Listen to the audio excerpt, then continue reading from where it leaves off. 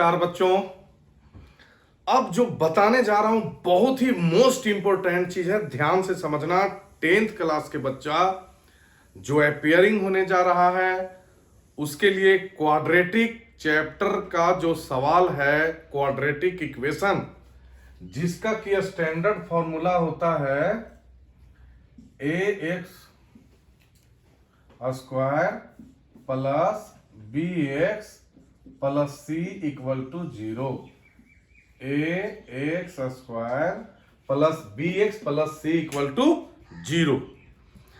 उसको सॉल्व करने के लिए फैक्टराइजेशन मेथड तो सिखा दिया, अब इसका क्वाड्रेटिक मेथड सिखाने जा रहा हूं। क्वाड्रेटिक मेथड जो कि बहुत यूजफुल है और थोड़ा सा हाईली, उतना कॉम्प्लिकेटेड नहीं है जितना आप लोग समझते हो। देखो, इस केस में एक बच्चा नया चीज समझना है कि a इक्वल टू और b इक्वल टू और c इक्वल टू क्या है, आप लोगों को पता ही है ना। मैं एक इक्वेशन से समझाऊंगा तो आपको सबसे पहले इसमें d निकालना है। d एक वर्ड यूज हुआ है d, जिसको कि डिस्क्रिमिनेंट बोला जाता है, उसको आप बुक में पढ़ लेना एनसीईआरटी में। तो d equal to B square minus 4ac होता है। d इक्वल टू क्या होता है जी? B square minus 4ac। D square जब d निकलेगा मेरे बच्चों, वहां से आप ये निर्णय ले पाओगे, ये कंक्लूजन कर पाओगे कि इसके रूट्स क्या होंगे। और एक बात सुन लीजिए, अब एक बहुत ही अच्छी बात बताने वाला हूं मैं। अगर d निगेटिव आ गया तो उसके रूट्स नहीं निकलेंगे। इट मींस अब तक जो आप जान रहे थे, किसी भी क्वेश्चन को middle term split up factorise करने लग जाते थे, लेकिन उसका सॉल्यूशन होगा कि नहीं होगा ये हमें पता नहीं होता था। तो अब एक ऐसा ट्रिक अपने पास, मास्टर फॉर्मूला आ गया है, ये क्वाड्रेटिक फॉर्मूला इसको बोलते हैं, लिखा हुआ है। तो उसके लिए आपको क्या है कि पहले ही पता लग जाएगा कि इसका रूट्स है या नहीं है। फिर उस हिसाब से हम लोग क्या करेंगे कि उसका आगे कैलकुलेशन करेंगे या नहीं करेंगे। ठीक है, तो देखो, अब उसके बाद जब d अगर 0 से ग्रेटर हुआ या d 0 को इक्वल हुआ, तब तो इसके रूट्स होंगे। वो डिटेल में मैं बताऊंगा बाद में। और अभी बस इतना जान लो कि d अगर निगेटिव हो गया तो इसके रूट्स नहीं होंगे। अभी बस इतना जानो आप। तो मैं एक तो रूट्स जो होंगे, पहले d equal to B square minus 4ac निकलेगा डिस्क्रिमिनेंट, और रूट्स मतलब जो x के रूट्स जो होंगे वो होगा माइनस बी और plus minus root D upon 2a। ये फॉर्मूला होता है।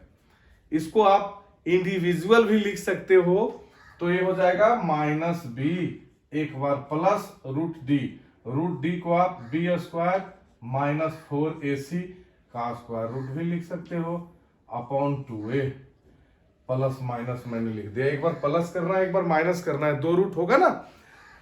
तो ये चीज थोड़ा सा समझ में आ गया होगा आपको। मैं फिर से बता दूं कि इक्वेशन का सबसे पहले d B square minus 4ac find करना है।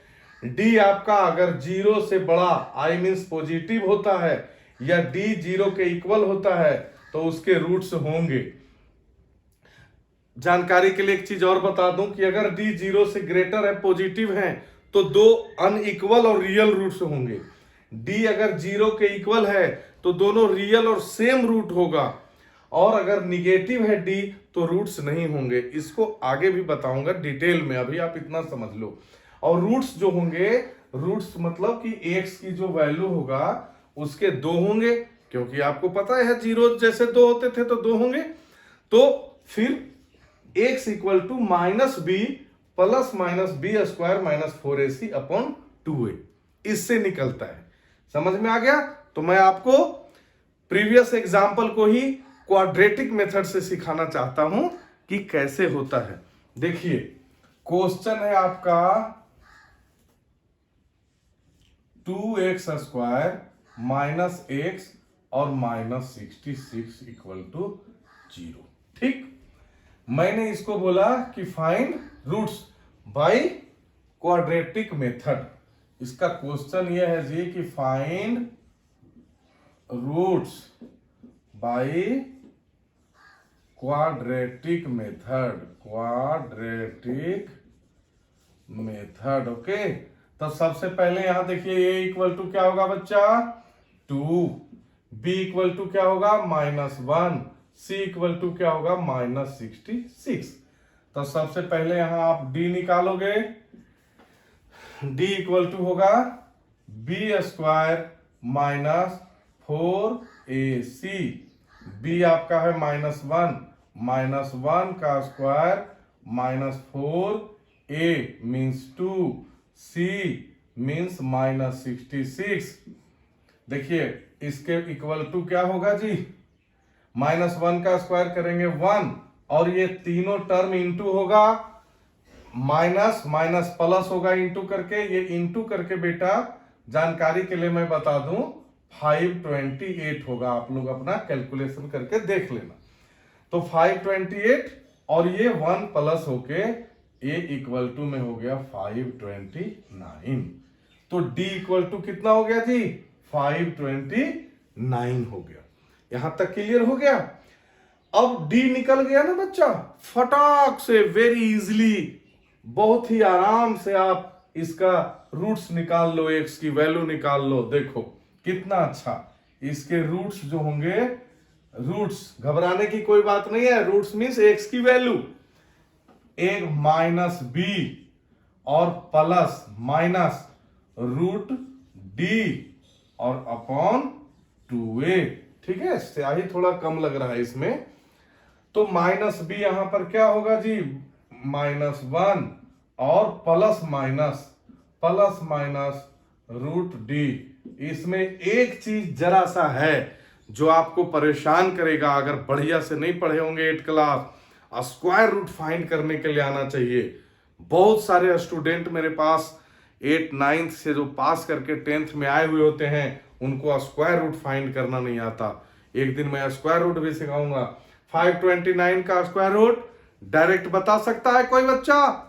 इतने बच्चे बैठे हो, कोई बताओ 529 का स्क्वायर रूट 20। गुड, 23 होता है। अब देखिए, और अपॉन 2a, ये हो गया जी 2a।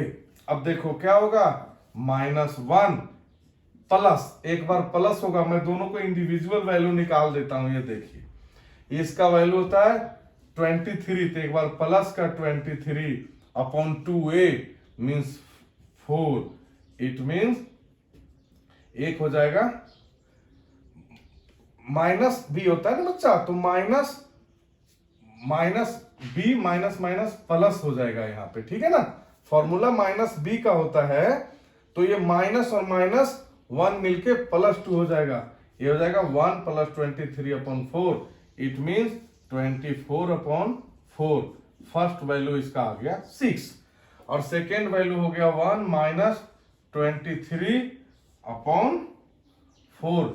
इट मीन्स -22 अपॉन 4 और -11 अपॉन 2। तो आपने इसका वैल्यू निकालना सीख लिया जी। ध्यान से सुनो, फिर से मैं एक बार रिपीट कर देता हूं, जो बच्चा ध्यान से नहीं सुना हो फिर से सुन लेना। फिर से इसको बता देता हूं, ध्यान से समझ लेना। ax² + bx + c = 0 है। सबसे पहले स्टैंडर्ड फॉर्म में लिखेंगे, d इक्वल टू हो गया b² - 4ac।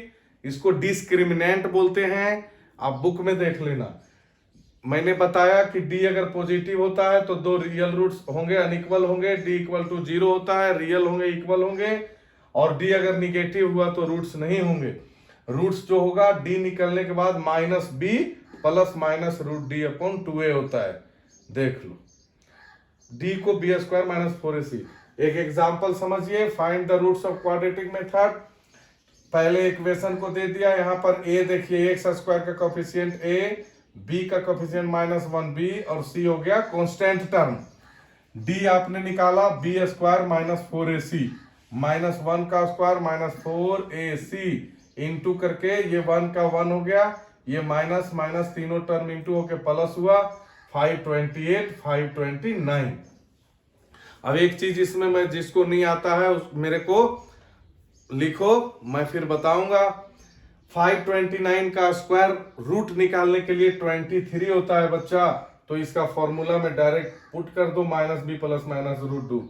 Minus B minus 1 था बी, तो माइनस माइनस प्लस हो गया 1 1, एक बार प्लस हुआ 23/2a मीन्स 2 2 जा 4, और एक बार 1 माइनस 23 हुआ 4। ये आंसर आपका -11/2 दिया, ये आंसर आपका 6 दिया। तो बच्चों मैं सोचता हूं आप लोगों को समझ में आ गया होगा। इसको मन से समझिए और चैनल को सब्सक्राइब जरूर कीजिए। धन्यवाद।